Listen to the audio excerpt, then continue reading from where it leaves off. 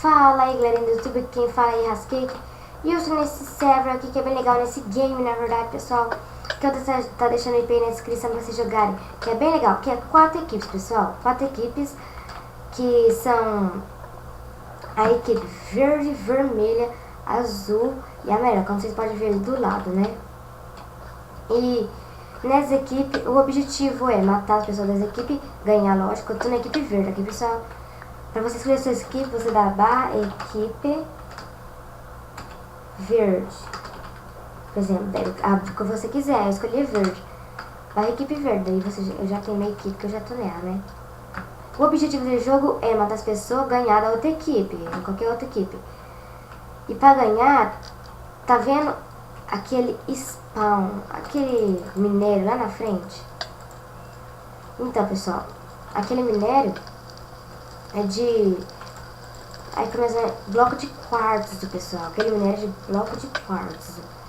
Então, nele se você pegar o da outra equipe, você ganha, pessoal. Então, é normal.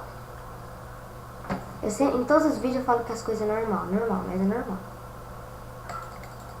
Então, o objetivo é catar isso da outra equipe, ok, pessoal? Pra quem for jogar aí, esse é o objetivo. Aí, deixa eu morrer logo de uma vez.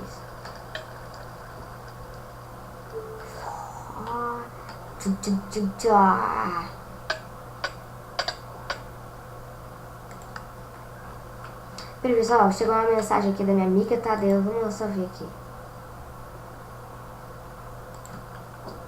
Ela quer o link para o link do canal dela. Vaca, nossa, que amiga, hein? Não, gente, isso que é amiga, hein? Isso que é amiga. Mas tudo bem, pessoal, vamos lá.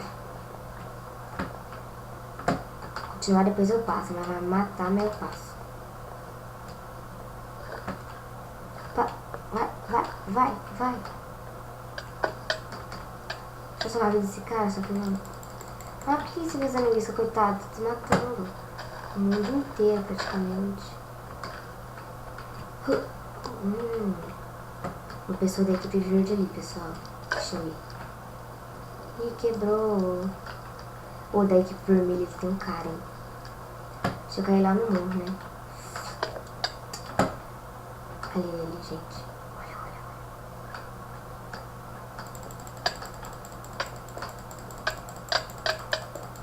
Não! Que droga, pessoal. Morri. Mas que coisa. Nossa, ai que vida sofrida. Eu desses caras que botam no fogo, não tem um rabo. A gente tem que pedir, quer dizer, eles fez um tanto orgulho. Ai, apaga. Eu vou lutar, mas eu não vou salvar ela, eu não vou me salvar. Ai, tem que apagar. Socorro, me tirem daqui.